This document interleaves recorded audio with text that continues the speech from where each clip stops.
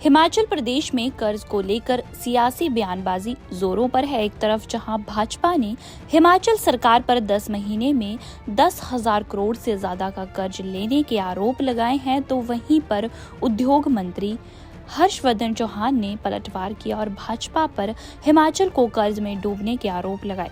उन्होंने कहा कि प्रदेश को चलाने के लिए लोन लेना एक प्रक्रिया है और प्रदेश के विकास के लिए लोन लेना पड़ता है। भाजपा के कर्मचारियों की जो देनदारियां छोड़ी हैं, उनको पूरा करने के लिए प्रदेश सरकार को लोन लेना पड़ रहा है।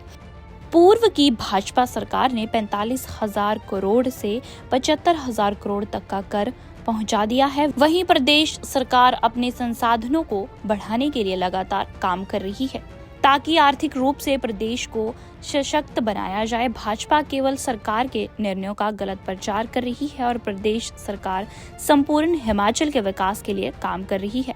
भाजपा गलत बयानबाजी कर रही है। कांग्रेस 5 सालों में अभी अपने चुनावी वायदों को भी पूरा करेगी। नहीं, देखो, लोन लेना तो एक नॉर्मल प्रक्रिया है।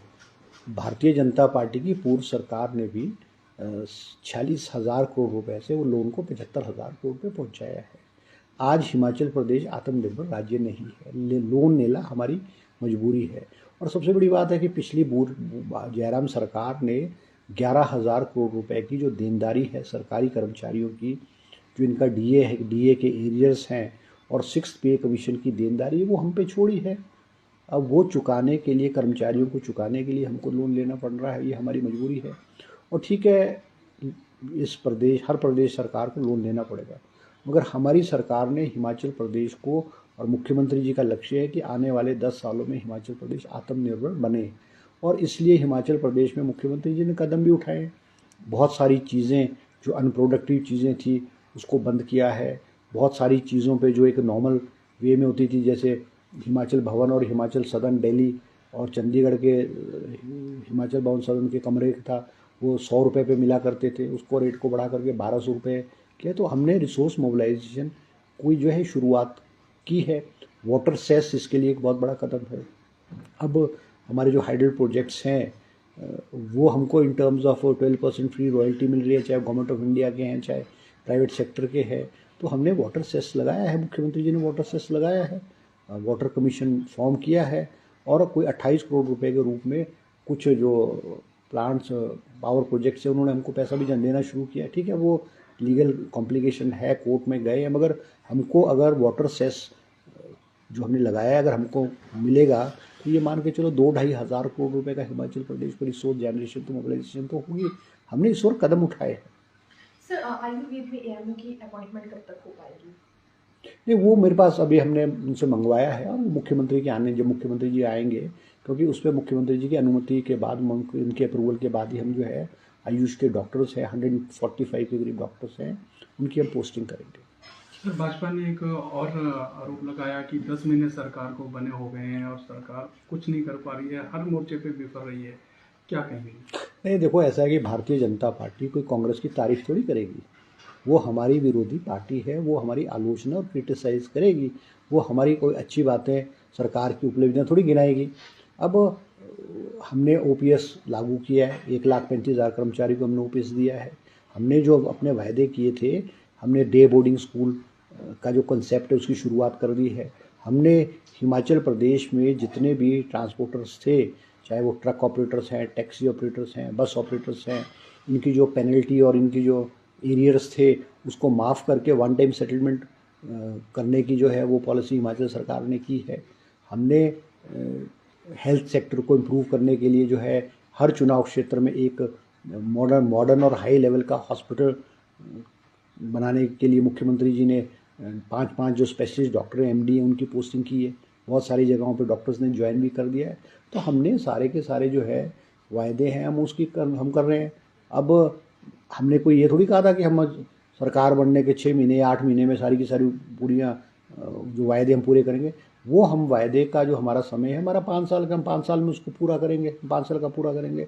और सबसे बड़ी बात है कि हमारे हिमाचल प्रदेश में पिछले 50 साल में ऐसी त्रासदी और ऐसी आपदा नहीं आई जो हमारे को पिछले जुलाई, अगस्त, सितंबर में हुआ है।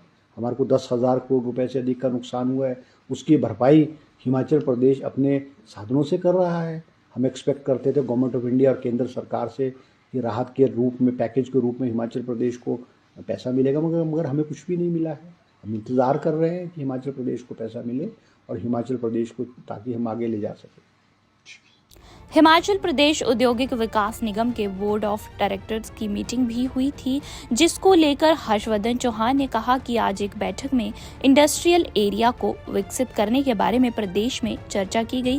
प्रदेश में जहां भूमि उपलब्ध हो सकती है, उद्योगपति वहां पर भूमि उपलब्ध करवाएंगे। वर्क ड्रग पार्क के लिए नए पदों को स्वीकृत किया जाएगा। कांगड़ा में यूनिवर्सिटी मॉल बनाया जाएगा और भारत सरकार की मदद से कांगड़ा को पर्यटन के क्षेत्र में प्रदेश सरकार विकसित कर रही है। हमारी जो है Himachal Pradesh industrial development corporation की जो मीटिंग हुई है, जिसमें सभी मेंबर्स उपस्थित थे और विस्तृत रूप से जो हमारे इंडस्ट्रियल एरियाज़ है इनको और विकसित कैसे किया जाए उस पर चर्चा हुई है। जैसे कि हम HPSIDC के थ्रू कालाम में जो है वो 2 इंडस्ट्रियल एरिया की एक्विजिशन कर रहे हैं। एक नालागढ़ में दामनी है, उस एरिया को भी हम इंडस्ट्रियल एरिया में डेवलप कर रहे हैं। हमारे पास लैंड अवेलेबल है और परवाणू में भी हमारे पास जो लैंड अवेलेबल है उसको भी हम छोटे छोटे प्लॉट्स डेवलप करके हम इंडस्ट्रीज़ को जो है वो देंगे। विस्तृत रूप से हमने वो उसमें चर्चा की है। दूसरा हमारा जो इशू था वो हमने जो हमारा, क्योंकि HPSIDC इंडस्ट्री डिपार्टमेंट की एग्जीक्यूटिव एजेंसी है और वो बल ड्रग पार्क में भी काम कर रहे हैं और हम जो है मेडिसिनल डिवाइस पार्क में भी काम कर रहे हैं। तो हमने इसको, जो हमारा जो टेक्निकल विंग है उसको हमने स्ट्रेंथन करने के लिए कुछ पोस्टें क्रिएट की है, कुछ को प्रमोट भी किया है, कुछ पोस्टें क्रिएट की है और कुछ नई रिक्रूटमेंट जो है वो हम उसको भर्ती करेंगे, क्योंकि आने वाले 2-3 सालों में ये बल ड्रग पार्क और मेडिसिनल डिवाइस पार्क का काम जो है वो बहुत बढ़ेगा। तीसरा हमने ये फैसला लिया है, क्योंकि HPSIDC और डिपार्टमेंट्स के भी काम करती है, तो हमने उनको कहा है कि भाई और डिपार्टमेंट्स का जो एग्जीक्यूशन ऑफ वर्क है, विशेष करके जो बिल्डिंग्स है और हैं, जैसे एजुकेशन है, हेल्थ है, उनमें भी हम जो है SIDC के माध्यम से जो है काम को बढ़ाएंगे, ताकि SIDC के पास काम भी हो और SIDC प्रॉफिट में भी हो। अभी भी पिछले साल भी जो है वो SIDC प्रॉफिट में था और इस वर्ष भी जो हमारे टारगेट्स हैं SIDC के वो हमारे प्रॉफिट में हम हैं और हमारा प्रॉफिट जो है और भी बढ़ेगा। तीसरा एक अहम जो है फैसला लिया गया वो है यूनिटी मॉल का। ये जो यूनिटी मॉल है ये हम जो है कांगड़ा में ये है यूनिटी मॉल जो कांगड़ा में बनाया जा रहा है और ये हमको एक गवर्नमेंट ऑफ इंडिया का प्रोजेक्ट जो है वो सैंक्शन हुआ है, जिसके लिए हमने लैंड भी आइडेंटिफाई कर ली है और 132 करोड़ रुपीस हमको 1-2 दिन में हिमाचल प्रदेश को जो वो आ जाएगा। क्योंकि कांगड़ा, मुख्यमंत्री ने कांगड़ा को जो है वो टूरिज़्म कैपिटल के रूप में जो है विकसित करने का फैसला लिया है, तो यूनिटी मॉल का वहाँ बनना जो है वो एक बहुत अहम और एक महत्वपूर्ण जो है वो फैसला जो है वो लिया गया है। इसके अलावा और भी बहुत सारे आइटम्स थे जो इसको SIDC की फंक्शनिंग को इम्प्रूव कर सके।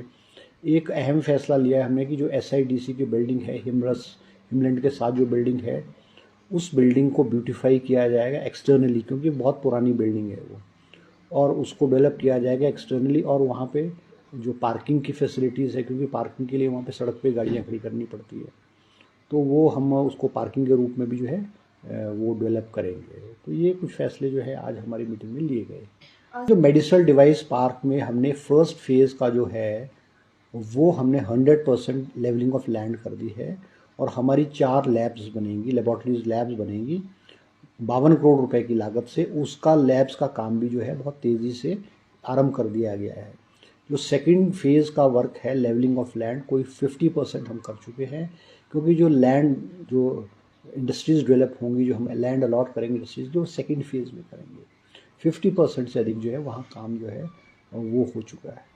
प्रदेश में स्टोन क्रशर पर लगे प्रतिबंध जल्द हटाए जा सकते हैं। उद्योग मंत्री हर्षवर्धन चौहान ने कहा कि स्टोन क्रशर को व्यास नदी के किनारे प्रतिबंधित किया जाएगा। स्टोन क्रशर बंद करने के कारण मंडी, कुल्लू और कांगड़ा में मेल्टिंग का काम प्रभावित हो रहा है, उसको लेकर सुचारू रूप से हम प्रयास कर रहे हैं और इससे हमें भी नुकसान हो रहा है और क्रशर पर बैन को जल्दी हटा दिया जाएगा। नहीं, देखो, जो बैन किया गया था मैनिंग को, जो ब्यास के इर्द गिर्द किया गया था, वो डिज़ास्टर मैनेजमेंट ने किया गया था, हमारे इंडस्ट्री डिपार्टमेंट ने नहीं किया गया था। जो आप बात कह रहे हैं कि मटेरियल की स्कैर्सिटी है, मटेरियल बहुत महंगा हो गया, ये सत्य है। और मुझे विक्रमादित्य सिंह जी ने भी कल भी मुझे फ़ोन किया था, उन्होंने लेटर भी लिखी है, क्योंकि मंडी कुल्लू और कांगड़ा में PWD को जो मेटलिंग टारिंग ऑफ रोड्स है उनका काम खड़ा हो चुका है। और मैंने मुख्यमंत्री जी को भी अवगत किया है, मैंने चीफ सेक्रेटरी को भी कहा है।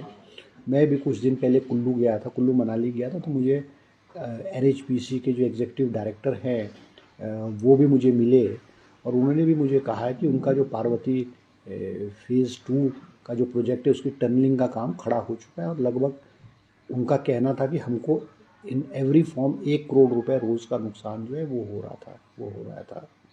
मंडी में भी यही स्थिति है, कांगड़ा में भी यही स्थिति है।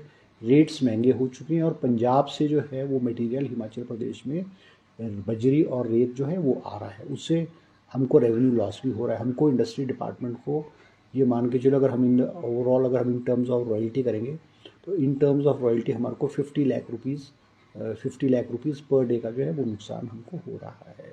लोगों को भी निश्चित रूप में दिक्कत हो रही है, क्योंकि मुख्यमंत्री जी मुझे लगता है 2-3 दिन में आएंगे और मुख्यमंत्री जी से भी मेरी चर्चा हुई है और मुझे लगता ये जो है क्रशर्स पे जो बैन लगाया है इसको जल्द ही खोल दिया जाएगा। दैनिक सवेरा के लिए शिमला से गजेंद्र शर्मा की रिपोर्ट।